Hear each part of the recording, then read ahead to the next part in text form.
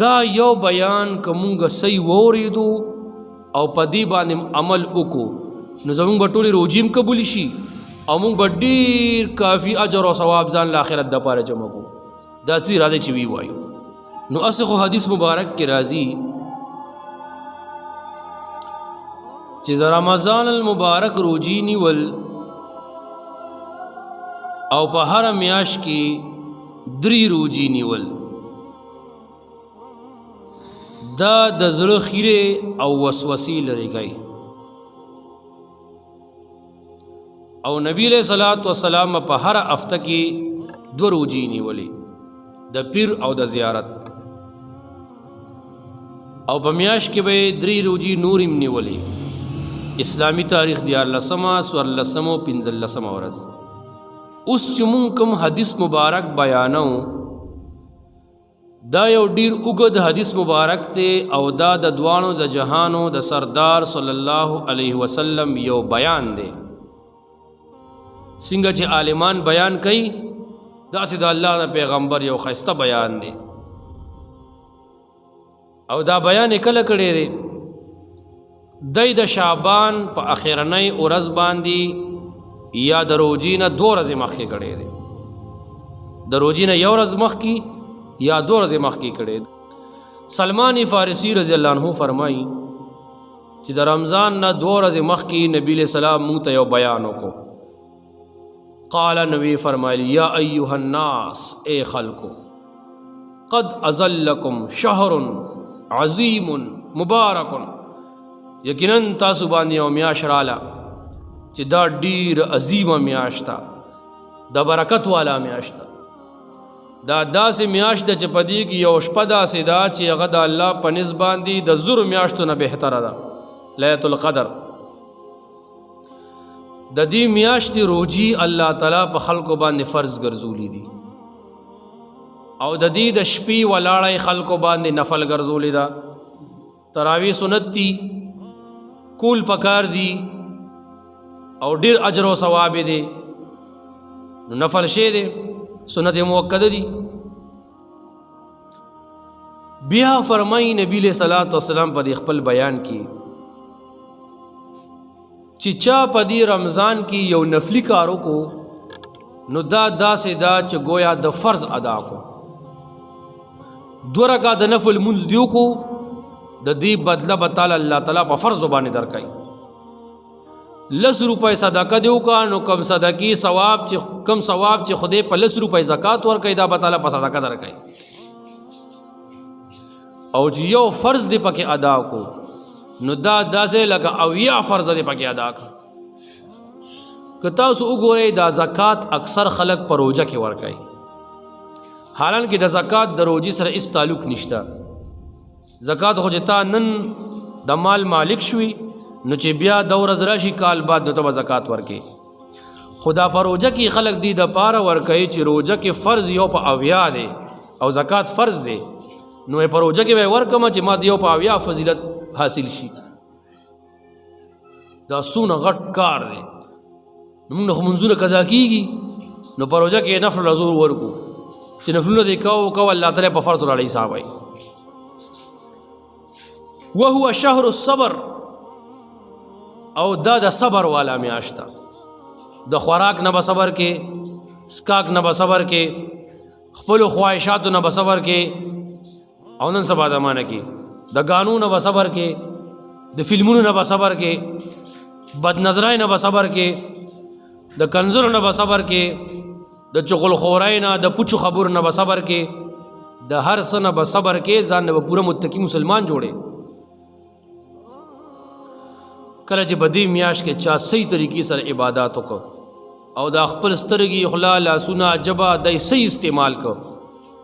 ته په دې خپل عبادتو کې خوند وګوري او چې کله دې په عبادتو کې خوند پیدا شو نو بیا ته تماشا کوا د پوره 11 میاشتې به طالبات خوند درکړي او کنه په دې میاشت کې مونږ هغه څه غپ شپ لګو څنګه چې بنورو کې لګاو نو بیا ورسره خوند نشته. نو دا د صبر میاشت او د صبر باره کې نبی اسلام فرمایي والصبر ثوابه الجنه. د صبر بدله خو صرف جنت ته بس نو جنت ته به صبر وکي. وشهر المواسات بل صفت دا د مواسات میاشتا مواسات وی خیر خواهی تا یو مسلمان به د بل مسلمان سره خیر خواهی کوي دی کې و په صدقو باندې زور کوي اوس دا بنوي چې مړه ما لوګان پکړې زو پدې کې صدقه وکم پدې کې کوا الوګان چې کیلو پخې پاو باندې یو کیلو یې پاخه کا یو پلیټ نیم پکې بهر مسافر لو باسا یو پلیټ نیم پکې غریب کراو لېګا یو بل سره د غم د تقسیمولو میاشته چې پدې میاش کې کم از کم چې دا کم خلک زما خبره اوري چې پدې میاش کې یو غریبم داسې پاتې نشي چې داغه په دسترخوان باندې خوراک نه موجود په خپل محله کې دې موږ ټول سوچ کو چې کم کس داسې کمزورې دی چې داغه د روجماتي وس نشته مرنو دا 100 روپۍ خورڅو ورکولی شي کنه د دې 100 روپو له د ځای کې چولی والا د 50 وکړي اوسه د دې 100 روپو ولا یو 10 روټای والا 15 روټای والا یو اوسه د درې ولا غټ روټای والا یو اوسه خو سناسه ولا لیګل پکار بل صفت د دې میاشتې وشهر یزاد فی رزق المؤمن فیه دا داسې میاشتا چې پدې کې د بندګانو رزق الله زیاتای او واقعي ده په دسترخوان سونه خوراکونه پراتی فروټ ورپسې تیرې پراتی جوسان ورپسې تیرې خلک اوس کی خواږه ورپسې تیرې وخوري تراونه بس بیا خلک په خوراک ورپروزي پښمنی کې بیا خوراکو کی دون مالوخه چې یو میاش په امداسم روزنی ویشي الله و رزق پدې کې د الله رسول و زیاتیږي پدې میاش کې نو چې څنګه الله زموږ رزق زیات کړي دي موږ د خپل وس مطابق د یو غریب رزق زیات کو بیا و پس راځي په حدیث کې چې چا پدې میاش کې پچا باندې روزمات یو کو نو څومره ثواب چې داغه د روجو شو دومره ثواب تعالی الله درکو او داغه په ثواب کې څه کمی رانه و نو په اول د اسلام کې غریبي و نو صحابه تاسو کو جی زمون خودمره طاقت نشته دي چې مونږ څوک بیخي په خېټه باندې موړ کو نو مبارک وته فرمایل چې دا مطلب نه دی چې تاسو په ورځا باندې جماعت یو کوي هغه سر نه ترخپو پورې موړ کوي دی مطلب دا دی چې تاسو په یو مسلمان له د کجوري سیسه ور کوي یا په یو ګلاس وبوس کوي یا په لسیا پيوس کوي بس تعالی الله دا غي ثواب درکو نو په لار باندې چې مسافر زی او اذان او شو د بانګونو ټیم دی چې د لاړ نشي رئیساره کو سچ د کور کې پخکړي سپور روټي دی ولې نیوي سپور روټي وبو ور واسره جماعت په او کې نه و دغه ثواب انسان ته ملو شي بل د میاش بارک یو روایت دا هم راغلي دی په دې لک تحقیق هم پکار دی خو ځا بیان به کو چې دا داسې میاش تا د دې درې سي دي اول انډه دویم انډه او دریم انډه مشرانو به ویلي زمونږ نیا دی الله بخدا باغی ویلي وه روزه درې انډې دي اول انډه او دویم انډه او دریم خو اسی وایو کنه اول ایسا او دویم ایسا او دریم ایسا اول ایسا لس میاشتې د رحمت دي دې کې د الله خصوصي رحمت په انسانانو باندې وریږي دویم لس ورځې چې کوم دی دا د مغفرت دي پدې کې الله په کروڑو او په اربو خلق بخي د جهنم نه آزاد او جنت ته داخلي الله وتبخنه کې ګناهونه وتبخي او اخرنه عتق من النار ده د جهنم نه د آزادای ده هغه کسان چې دا غي فیصله د جهنم شوی د الله دې امتوساتي او هغه په دې روزه کې الله ته متوجي شي یا سو ایمان وروړي مسلمان شي یا څه خاملو کی الله دا غنوم اوران کی د جنتیانو په ډیره کې ولي کی په دې حدیث باندې بعض علما وایي چې دا ټول میاش بس رحمتم دی او مغفرتم دی او اتکم من النار هم دی بیا مخ کی راضی په د نبی رسول یو بیان دی خټول شروع دی سونه غشته بیان دی بیا نبی صلی الله علیه وسلم فرمایي چې په دې میاش د رمضان کې تاسو سلور کارونه ډیر کوئ دو کارونه داسې دي چې هغې باندې ستاسو رب خوشحالیږي او دو کارونه داسې دي چې هغې نه ستاسو خلاصې نشته یعنې ستاسو ورته حاجت دی کم دو کارونه چې په هغې باندې رب راضي کېږي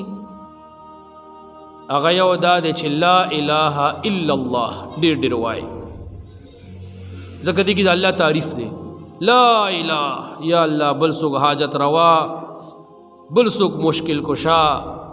بل څوک مدد کوونکې بل څوک رزق ورکوونکې بل څوک اولاد ورکوونکې بل څوک عزت ورکوونکې بل څوک ذلت ورکوونکې بل څوک د دنیا کارونه چلوونکې بل څوک بیماری ښه کوونکې بل څوک یا الله نشته بس الا الله صرف دی بس دا تصور چې کله جوړ شي کنه چې بیماری غمونه دا دانی او دا هر څه پکې ور داخل کړه دا څه الله ښه کوي او دا الله ټیک کوي بس الله له هغه مقام بیا خلق ورکوي نو په دې رب خوشحالېږي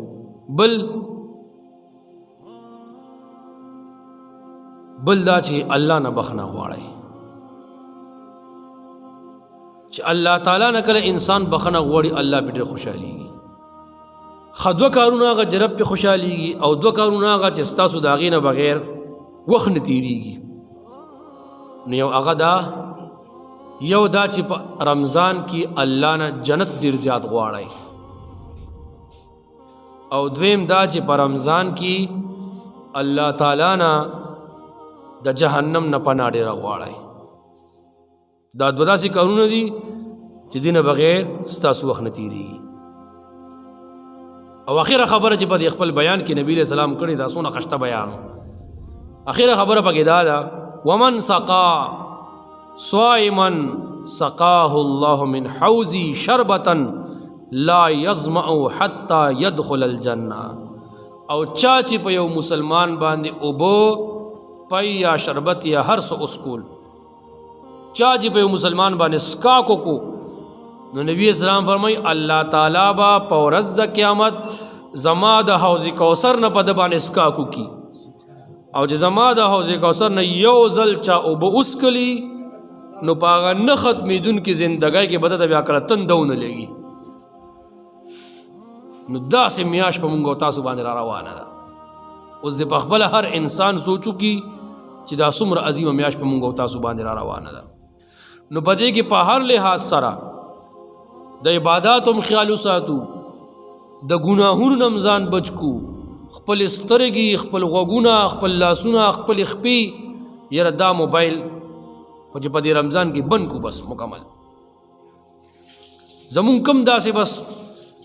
په ټوله دنیا کې جزونه الوزي چې موږ ته په کیمره کې ښکاري نو کم خلک چې د موبایل صحیح استعمال نشي کولی په دې رمضان کې دا موبایل ختم کوي او چا کر که ټي ویان دي په دې رمضان کې بند کوي او که چا کر ډشونو کیبل دي په دې رمضان کې ولا تالی ولګوي رمضان نه بعد یې مه ګورئ خو ځنه رمضان نه بعد بس کار څه کوئ خو رمضان کې کم از کم مه ګورئ او مکمل الله تعالی عبادت ته ځان وزګار کو او د خپل وس مطابق د بل غریب پکې خیال وساتو او صدقه پکې وکړو او د ټولو نه اخرنۍ خبره چې موږ انشاءالله د شپې د لیلة القدر فضیلت باره کې وایو چې خپل زړه نه د هر مسلمان د پاره بغض کینه حسد د جرړه وباسو چې دا کیسه ختم شي ګینې په شپه د لیلة القدر کې د دې سړي مغفرت نه کېږي